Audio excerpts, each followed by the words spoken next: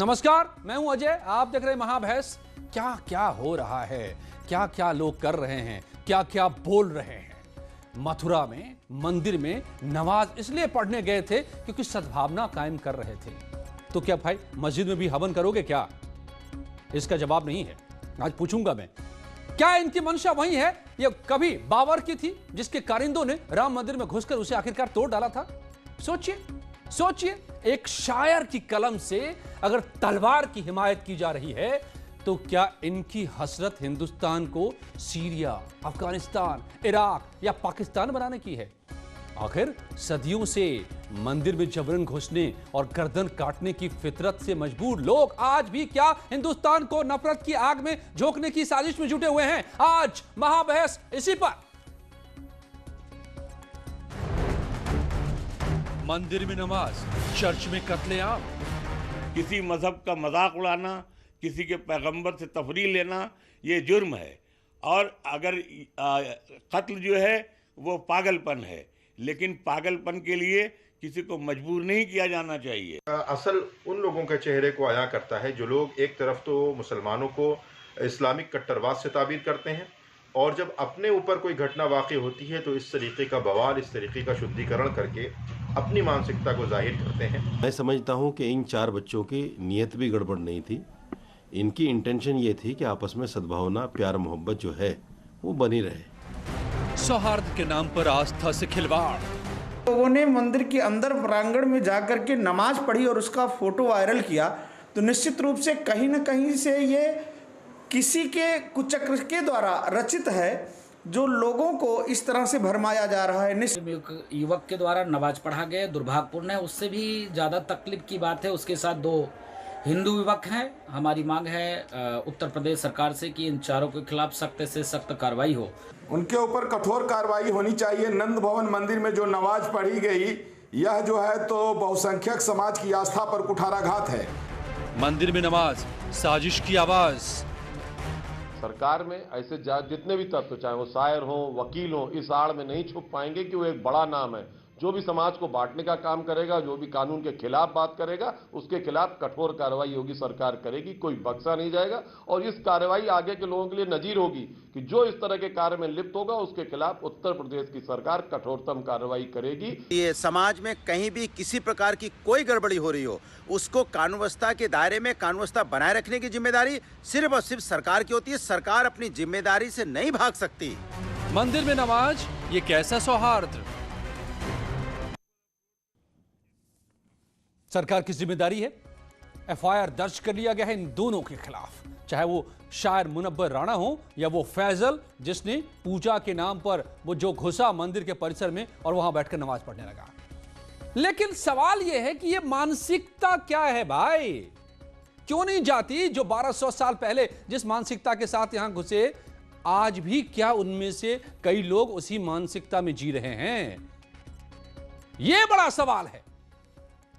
गर्दन के बदले गर्दन, अपमान किया तो गर्दन काट डालो, इसकी हिमायत कर रहे हैं जनाब। मैंने ही आज बात की इसी चैनल पर इसी महाशय से जो शायर खुद को कहते रहे हैं, वो कहते हैं कि गर्दन काट डालना चाहिए।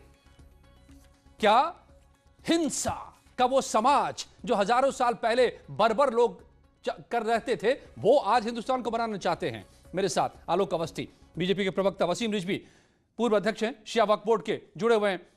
इंतजार है सदगुरु रितेश्वर जी का जो आनंद धाम वृंदावन से है मेरे साथ। शादाब चौहान, पीस पार्टी के प्रवक्ता, मेरे साथ जुड़ रहे हैं। लेकिन सबसे पहले वसीम रिजवी साहब, ये क्या हो रहा है? शायर तलवार की हिमायत कर रहा है, कह रहा है कि अपमान करेगा गर्दन काट लूंगा। मैंने पूछा कि क्या, मैंने पूछा आज ही यहीं से पूछा मुनव्वर राणा से। मैंने पूछा कि क्या जो नंगी तस्वीरें बनाने वाले मकबूल फिदा हुसैन या फिर और जो बनाते रहे हैं हिंदू देवी देवताओं की, उनके भी गर्दन काट लें? उनका काट डालना चाहिए, काट डालिए। तो ये क्या गर्दन काटने की संस्कृति लाना चाहते हैं हिंदुस्तान में? संविधान के रास्ते को, कानून के रास्ते को छोड़कर क्या इरादा है इनका?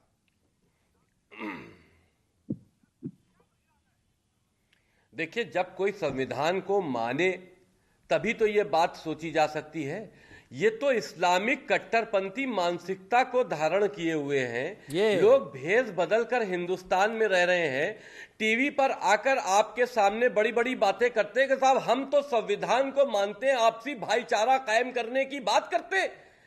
आपसी भाईचारा गर्दन काटने से कायम होगा या गले मिलने से कायम होगा? आप खुद सोचिए कि अगर के आप मंदिर में जाकर नमाज पढ़ रहे हो तो आप ये कौन सा आपसी भाईचारा कायम कर रहे हो? आप तो किसी की धार्मिक आस्थाओं को आहत कर रहे हो, आप उनको तकलीफ दे रहे हो। आप मंदिर में गए थे, बड़ी अच्छी बात थी, आप मंदिर में जाकर पूजा करते, तिलक लगाते, मुसलमान होकर आरती उतारते, यही सवाल है। ये कहा जाता कि ये आपसी भाईचारा कायम करने की दलील दी है।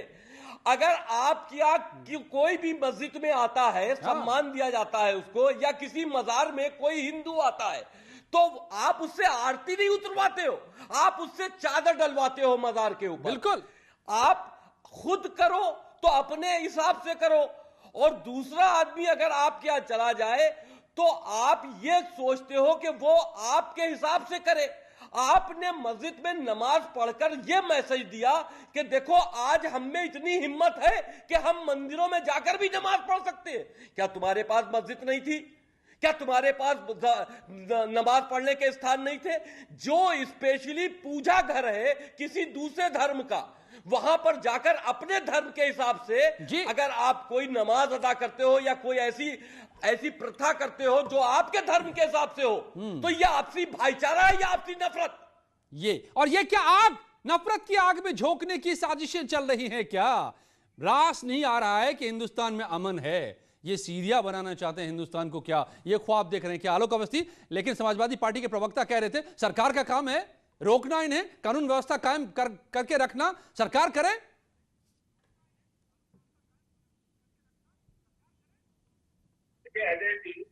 इस देश में भारत का संविधान से कानून चलेगा, किसी कटमुल्ले का कानून नहीं चलेगा। मस्जिद में आपको अनुमति दे दें वो कि आप हम हनुमान जी की मूर्ति रखेंगे, वहां पे आरती भी करेंगे और हनुमान चालीसा पढ़ेंगे, वो भी हमारे साथ बैठ के पढ़े, तो हम मान जाए। वहां पर तो धार्मिक कट्टरता आ जाएगी और सहिष्णुता आ जाएगी। लेकिन जहां पर हिंदू धार्मिक हमारे परिसर है या हमारी जो पूजा पद्धति है, वहां पर वो आते हैं तो कहते सद्भावना है ये तो और सहिष्णुता है। तो ये किस तरह की सहिष्णुता है कि जो आप हमारे ऊपर थोप तो रहे हैं लेकिन अपने उसकी पाबंदी लगा रहे हैं। आप जो है फ्रांस में किसी ने, हम भी मोहम्मद साहब की इज्जत करते हैं, किसी ने कार्टून बना दिया, नहीं बनाना चाहिए था, उसकी आपने गर्दन काट दी, क्या बर्बरता है? उसके बाद मुनव्वर राना यहाँ पे कहते हैं कि हम भी गर्दन काट देंगे। हमको तो मुनव्वर राना से डर लगने लगा है, कब ये उठाएंगे तलवार और हमारी गर्दन काट देंगे। आज हम मुनव्वर राना के खिलाफ बोल रहे हैं, कल हो सकता हमारी गर्दन काट दे वो। तो इस तरीके के जो अपराधी है या जो इस तरह की मानसिकता है, जो प्रदेश के अंदर, देश के अंदर जो उन्माद पैदा करना चाहते हैं, जो कि सरकार उनसे कड़ाई से निपटेगी, इनको उठाकर जेल के अंदर घुसेगी। फैजल खान को गिरफ्तार कर लिया गया है जिसने नमाज पढ़ी थी, धार्मिक सद्भावना उसने बिगाड़ने का प्रयास किया, प्रदेश का कानून व्यवस्था खराब करने का प्रयास किया, प्रदेश में दंगे में झोंकने का प्रयास किया। इसके बड़ी साजिश पर इशारा कर रहा है। मुझे लगता है कि अभी जांच होगी तो निर्णय सामने आएगा। वसीम रिजवी साहब, तो क्या जैसे फैजल की गिरफ्तारी हो गई है, गिरफ्तारी होनी चाहिए मुनव्वर राना की भी? क्योंकि मुझे ना बड़ा ही ये अजीब सी बात लगती है, बड़ा ये खौफनाक तो मैं नहीं कहूंगा, मैं डर नहीं रहा हूं, लेकिन हां ये खौफ फैलाने की कोशिश जरूर है। सीधे सीधे कहना, मैंने बार बार पूछा कि आपको कानून नहीं चाहिए क्या? कानून से हिसाब नहीं चाहिए क्या? कोई कुछ गलत कर रहा है तो आप गर्दन के बदले गर्दन काट डालोगे क्या? और वो कह रहे थे जी हां बिल्कुल काटना चाहिए। तो क्या मुनव्वर राना की भी गिरफ्तारी होनी चाहिए क्या? कैसे किसी को छूट दे सकते हैं आप नफरत फैलाने की? देखिए, हिंदुस्तान में मोदी जी की सरकार है और उत्तर प्रदेश में योगी जी की सरकार है। सरकारों को बदनाम करने के लिए यहां पर कट्टरपंथ को बढ़ावा देकर शांति भंग करने की जो एक साजिश बाहर मुल्कों से आ रही है, उस सब के ये शिकार हो चुके हैं। मुनव्वर राना साहब ज़ईफ हो चुके हैं। इनसे ये उम्मीद नहीं की जा सकती कि इस बुढ़ापे में किसी की गर्दन काटेंगे, लेकिन इनके स्टेटमेंट्स जो होते हैं वो माने रखते हैं। यंग टीनेजर्स के। आप देखिए, जब इस तरह की डिबेट्स चली और फ्रांस में जो गर्दन काटने की पक्ष में हिंदुस्तान के मुल्लाओं ने यहां पर अपने स्टेटमेंट देना शुरू किए, तो मुझको खुद राजस्थान से एक लड़के का फोन आया, उसने मेरी गर्दन काटने की बात कही। लेकिन जब उसके ऊपर मीडिया ट्रायल चला और उसको बहुत से मैसेज आए और उसको लगा कि अब कानूनी कार्रवाई मेरे खिलाफ होगी, तो शाम तक उसने माफी ये कहकर मांगी कि मैं मुल्लाओं के भड़कावे में आकर मैं ऐसा कह गया था, मैं आपसे माफी चाहता हूं, मुझसे लिखित माफी मांगी। ये होता है इन लोगों, देखिए, ये कोई भी मुल्ला और या मुनव्वर राना, इनसे आप उम्मीद नहीं कर सकते कि ये जाकर किसी के साथ ये उस्काते हैं, ये नौजवान लड़कों को बहकाते हैं। और जो 18 से 20 और 25 साल के नौजवान मुसलमान लड़के हैं, वो इनकी हेट स्पीचेस के बहकावे में आकर कोई बड़ी से बड़ी हरकत कर जाते हैं, जज्बात में आकर। यही असल इजाजत इस्लाम भी नहीं देता और यही खतरनाक है। शादाब चौहान भी जुड़ गए हैं। आलोक जी, मैं आपके पास दोबारा आऊं, और सदगुरु भी जुड़ गए हैं। शादाब चौहान, लेकिन आप जैसे लोग भी भड़क तो जाते हैं ना, चाहे वो जाके कोई मंदिर में नमाज पढ़ रहा हो या फिर कोई कह रहा हो कि गर्दन काट डालो, गर्दन काटने की संस्कृति हिंदुस्तान में ले आओ, सीरिया से, पाकिस्तान से, अफगानिस्तान से, इराक से, यहां भी वही करो, तो आप जैसे भी लोग खड़े होकर के डिफेंड करने लगते हैं। पीस पार्टी आप कहलाते हैं। देखिए, पीस पार्टी निजामे मुस्तफा में विश्वास रखती है और हमारा लक्ष्य है कि हमारी सरकार बने तो हम निजामे मुस्तफा का फॉर्मूले को पूरे प्रदेश में और देश में लागू करें, जिससे सबको धर्म पे चलने की आजादी हो। तो ये फैजल खां और मुनव्वर राणा क्या कर रहे हैं? निजामे मुस्तफा कर रहे हैं क्या? सुनिए सर, सुन तो लीजिए। हमने ये कहा कि जो 2 लोग और हैं उनका भी नाम बताइए, उनके साथ 2 हिंदू साथी थे। पहले आप आप इन 2 की बात कर लीजिए ना। अरे नहीं, आप इन 2 की बात कर लीजिए ना पहले, फिर आप बाकियों की बात करें। अभी इन्हीं ने क्या कहा? अभी इन्हीं ने क्या कहा? मैं सुनिए, अभी इन्हीं ने क्या कहा कि अगर मेरी हुकूमत बने, तो मैं निज़ामे मुस्तफा को कायम कर दूं। निज़ामे मुस्तफा को कायम कर दूं। चुप कराइए, इस जोकर को चुप कराइए। क्या अल्फाज इस्तेमाल कर रहे हैं शादाब? आप पहले बताइए क्या कैसे अल्फाज इस्तेमाल कर रहे हैं? हद में रहिए अपनी, तो मैं बोलना सीखिए। निज़ामे मुस्तफा को कायम करूं, यही सोच हम करेंगे, सीना ठोक के कह रहे हैं, हम करेंगे, हिंदुस्तान के संविधान को मानते नहीं। आप ये संविधान अनुमति देता है, आर्टिकल 25 आर्टिकल 25 पढ़िए आप। अरे तुम जैसे जोकरों को जानकारी नहीं है, तुम जैसे जोकर भारत पर कलंक है, तुम जैसे जोकरों को हम लोग बात नहीं करते, ऐसे लोगों से मैं बात नहीं करना चाहता। जोकर ऐसे जोकर लेकिन समाज को तोड़ने का काम करते हैं, इन जैसे सभी लोग देश को कमजोर करते हैं। ये ISIS के एजेंट नजर आते हैं, ये ISIS के एजेंट नजर आते हैं। संविधान से चलता है, भारत तुम्हारे हिसाब से नहीं चलेगा, संविधान को हम मानते हैं। अरे भारत संविधान को हम मानते तभी बात कर रहे हैं। निजामे मुस्तफा में व्यक्ति को अधिकार होगा, धर्म को चलने की आजादी होगी, हर धर्म को। आपने इसी चैनल पर कहा ना, आपने इसी चैनल पे कहा कि अगर मेरी हुकूमत बने तो मैं निजामे मुस्तफा को कायम करूं। निजामे मुस्तफा क्या है? बोल रहा हूं, निजामे मुस्तफा क्या है? वेरी वैलिड क्वेश्चन, बहुत सही सवाल है। ओके, मैं इस सवाल को शादाब चौहान, वसीम रिजवी साहब, रुक जाइए। Shadab Chauhan hold, Shadab Chauhan wait, no, Shadab Chauhan wait. आप मैं बोलूंगा 2 मिनट और उसके बाद आपसे सवाल करूंगा, फिर सदगुरु और आलोक जी। शादाब चौहान, पहली बात कि जिनको आप जोकर कह रहे हैं, वसीम रिजवी, अगर वो कट्टरवाद को कमजोर करने की बात करते हैं, तो आपको लगता है कि ये देश को कमजोर कर रहे हैं? तो आप बताइए कृपा करके कि जो गर्दन काटने की संस्कृति लाने की बात कर रहे हैं, क्या वो देश को मजबूत कर रहे हैं? एक, जो पूजा करने के नाम पर घुस करके मंदिर में नमाज पढ़ने बैठ जा रहा है, क्या वो हवन करेगा क्या मस्जिद में जाकर के? 2, और तीसरा सवाल, लेकिन सबसे पहले इसका जवाब जो आपसे पूछा वसीम रिजवी, मैं वही पूछ रहा हूं। निजामे मुस्तफा क्या होता है जो आप कायम करना चाहते हैं हिंदुस्तान में? निजामे मुस्तफा क्या होता है शादाब चौहान? पीस पार्टी निजाम मुस्तफा के एजेंडे को लेकर चल रही है और निजाम मुस्तफा का मतलब आपने कहा निजाम मुस्तफा कायम करेंगे हिंदुस्तान में, क्या है निजाम मुस्तफा? हाँ सुन तो लीजिए अब सर, अगर आप बोलेंगे मैं कैसे बता पाऊंगा आपको, सुन लीजिए। पीस पार्टी का एजेंडा निजाम मुस्तफा है और निजाम मुस्तफा का मतलब यह है हर व्यक्ति को अपने धर्म पे चलने की आजादी हो, बेटियों के अधिकार सुरक्षित हो, कोई किसी पर अत्याचार न करे, दलितों का उत्पीड़न न हो, बुनकरों का उत्पीड़न न हो, किसानों का उसका नाम शादाब चौहान, शादाब चौहान उसका नाम निजाम मुस्तफा नहीं है, उसका नाम हिंदू संविधान है, उसका नाम संविधान है जो आप कह रहे हैं, निजाम मुस्तफा नहीं है। संविधान पर भरोसा नहीं रखते, राम राज्य की बात कौन करता है? फिर राम राज्य की बात क्यों की जाती है? पंचशील सिद्धांत की बात क्यों करते हैं? फिर आप राम राज्य की बात क्यों करते हैं? क्या राम राज्य की बात करना अपराध है? संविधान के तहत राज कायम करना, क्या राम राज्य की बात करना अपराध है? आप क्या राम राज्य की बात करना अपराध है? मत कीजिए, राम राज कायम राम राज्य की बात करना अपराध है? आप ये कहिए संविधान के होते हुए राम राज्य की जरूरत नहीं है। राम राज अलग क्या राम राज्य की जरूरत नहीं है? बदलना अलग क्या है, राम राज्य की जरूरत नहीं है? संविधान बदलने अलग क्या है, राम राज्य की जरूरत नहीं है? देश को बताइए, संविधान तो तब भी क्यों बात करते हैं योगी जी, क्यों बात करते हैं मोदी जी? ये बात सुना पड़ेगा, अब अन्याय नहीं होगा देश में, हर धर्म जाति के लोगों के साथ न्याय हो। मेरे देश के यादव भाइयों को न्याय मिले, गुज्जर भाइयों को न्याय मिले, दलित भाइयों को न्याय मिले। आप आतंकवाद को भी सही कहते हो, हम लोग आतंकवाद के लोग ही हैं, आतंकवादी का धर्म कोई भी हो उसको सख्त सजा मिलनी चाहिए। हम आतंकवाद का समर्थन नहीं करते। आप आईएसआईएस के एजेंट हो, सुन लीजिए शादाब चौहान, शादाब चौहान मस्जिद के अंदर हवन करने की इजाजत दोगे? आप पाकिस्तान के एजेंट हो, शादाब चौहान आप किसी मस्जिद के अंदर हवन करने की आप इजाजत दोगे? पाकिस्तान के एजेंट हो। वसीम रिजवी आप पाकिस्तान के एजेंट हो, पाकिस्तान के दलाल हो आप।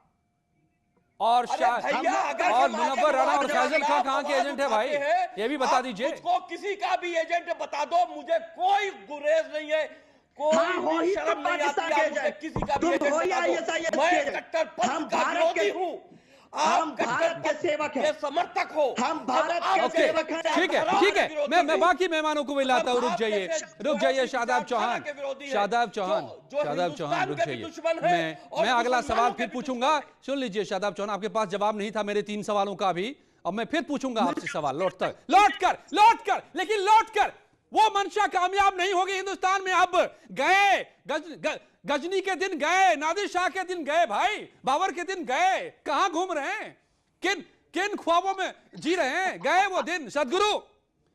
सदगुरु रितेश्वर जी महाराज, आपने भी तस्वीर देखी होगी, फैजल खान नाम का शख्स जो नंद मंदिर में मथुरा में घुसकर नमाज पढ़ रहा है, और बताया ये जा रहा है, जानकारी ये आ रही है कि सबको उसने इस धोखे में रखा कि वो पूजा करना चाहता है वहां जाकर के, और बैठकर नमाज पढ़ने लगा। वो तस्वीरें भी बनवाई और वायरल भी किया। क्या आपको लगता है कि ये सद्भावना की तस्वीर है, इसमें कोई दिक्कत नहीं है? मंदिर में भी लोग नमाज पढ़ें, मस्जिद में भी जाकर पूजा करें, क्या ये इससे सद्भावना आएगी?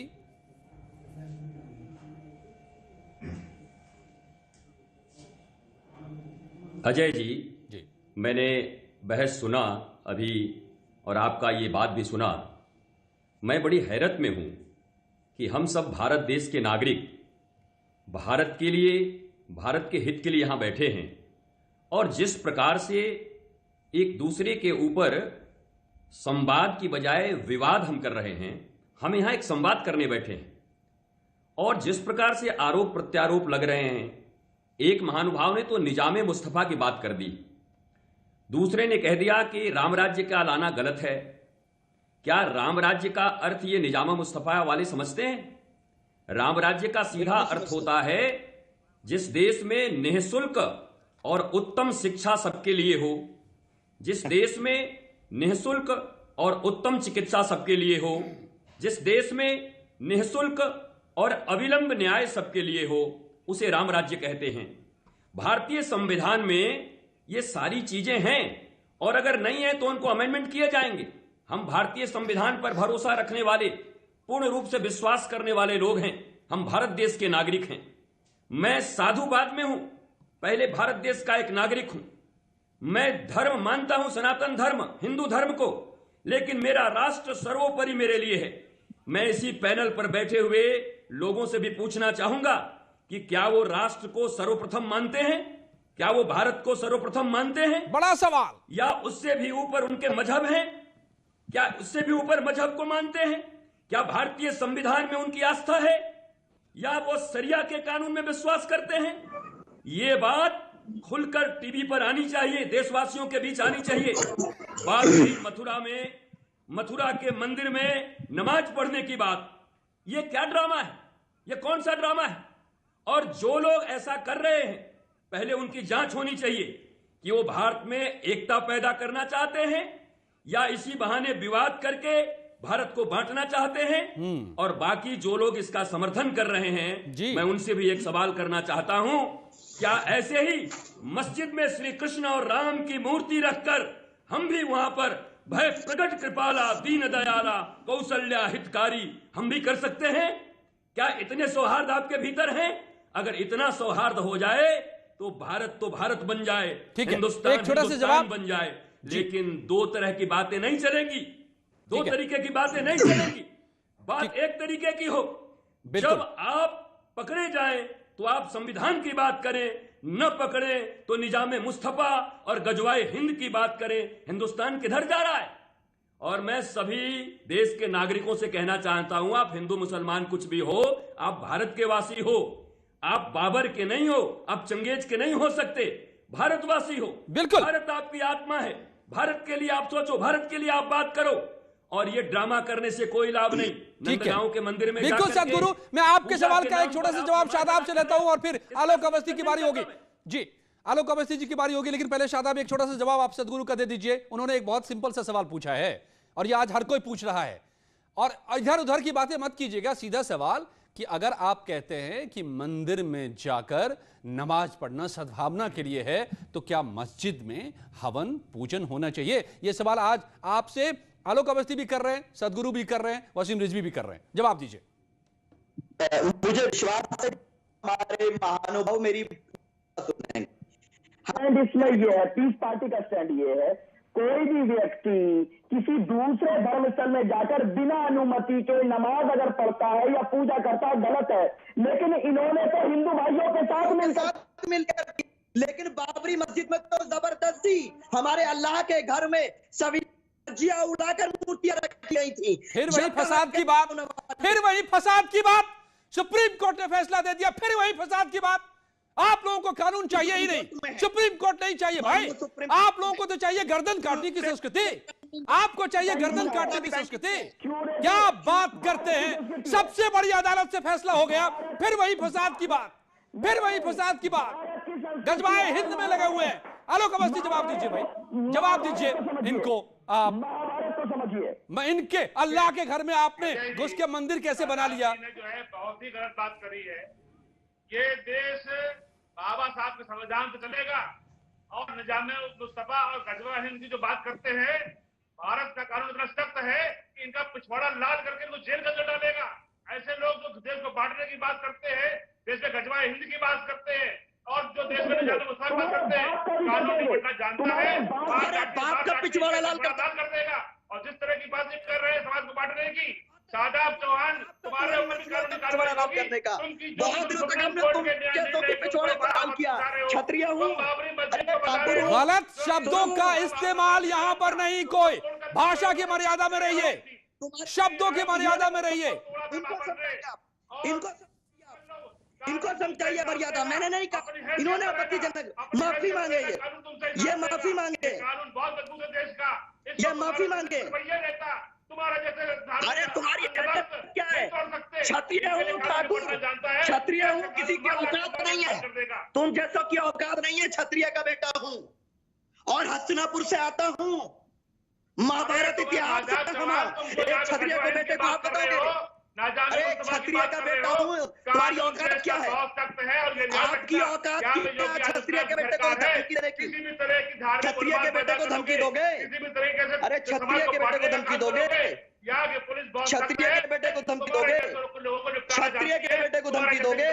श्री राम के वंशज को धमकी दोगे? भाषा गलत भाषा की हम निंदा करते हैं आप लोगों की। ये तू तड़ाक की भाषा यहाँ पर नहीं चलेगी। जबान और समाज के बात करो। श्री राम के वंशज को धमकी दोगे? श्री राम के वंशज को धमकी दोगे? श्री राम के वंशज को धमकी दोगे? अरे श्री राम के वंशज को धमकी दोगे? अरे शादाब चौहान, कितने रंग बदलेंगे आप? अरे कितने तरह की बात करेंगे आप? समझ में नहीं आती है बात। श्री राम के वंशज को तुम धमकी दोगे? तुम्हारी क्या औकात है श्री राम के वंशज को? फिर तू तड़ाक तुम, ये क्या भाषा है भाई? शादाब चौहान, समझ में नहीं आ रही आपको? आप टीवी चैनल पर बैठे हुए बात कर रहे हैं, कैसे कैसे अल्फाज का इस्तेमाल कर रहे हैं, कैसे कैसे अल्फाज?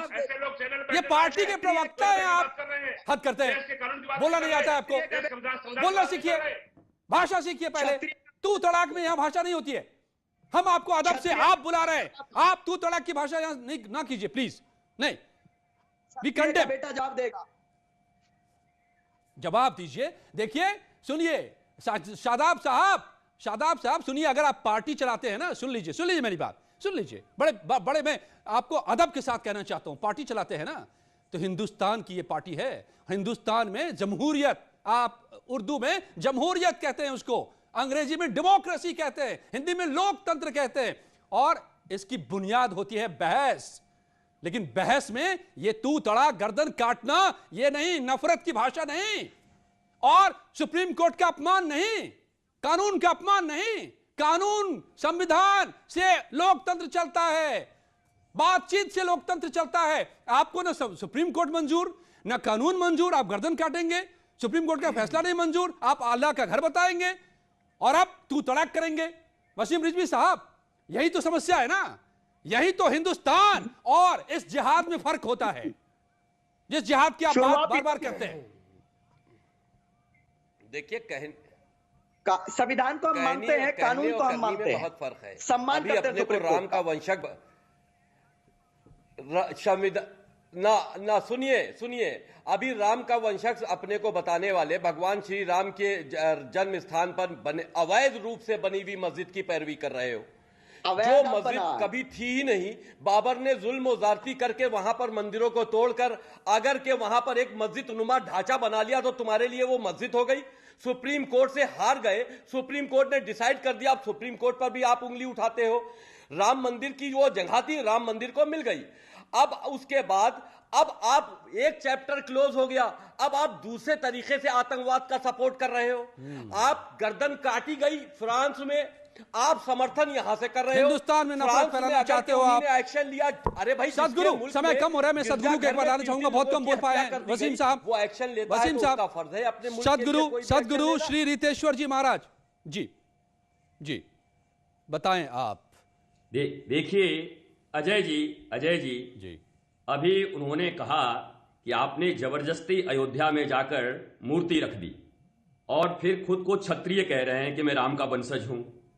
बाहर से आया हुआ एक लुटेरा आक्रांता जिसने हमारे हजारों मंदिरों को तोड़ा और वहां पर मस्जिदें बना दी, और आज सुप्रीम कोर्ट आप सुनो चौहान जी, सुनो, आप क्षत्रिय वंशज के हो, आप सुनो बात को, आप सुनो। अगर क्षत्रिय हो तो इतना भी कम से कम आप प्रतिष्ठा दो। मैं कह रहा हूं सुप्रीम कोर्ट, आप कह रहे हो मैं क्षत्रियों का वंशज हूं, क्या आपको पता नहीं कि अयोध्या में श्री राम हैं? आप क्षत्रियों के वंशज हैं, राम के वंशज हैं, इतना भी नहीं जानते कि अयोध्या में राम है कि अल्लाह है? एक साधारण बच्चा भी जानता है कि अयोध्या में राम लला है, मथुरा में कृष्ण लला है, काशी में भगवान शंकर। सारी बातें हैं, क्या आपको इतना भी पता है? समझने की बहुत सारी बातें हैं शादाब साहब और मुनव्वर राणा साहब और अफजल साहब। सुन लीजिए, आप राम राज और मुस्तफा निजाम मुस्तफा की बात कर रहे थे ना। राम राज कौन थे? पढ़ जाइए, आप राम के वंशज कह रहे हैं ना। पत्नी को अगर हाथ लगाया किसी ने तो सबसे ताकतवर रावण को जाकर ध्वस्त कर दिया उसके राज को, लेकिन उसी पत्नी को छोड़ दिया एक धोबी के कहने पे। यह लोकतंत्र था। और आज कह रहे हैं कि गर्दन के बदले, अपमान के बदले गर्दन काट लो। तो ये सुप्रीम कोर्ट के फैसले के बावजूद कह रहे हैं कि अल्लाह का घर, तो ये निजाम मुस्तफा इस किस्म की यहां पर नहीं चल सकती भाई।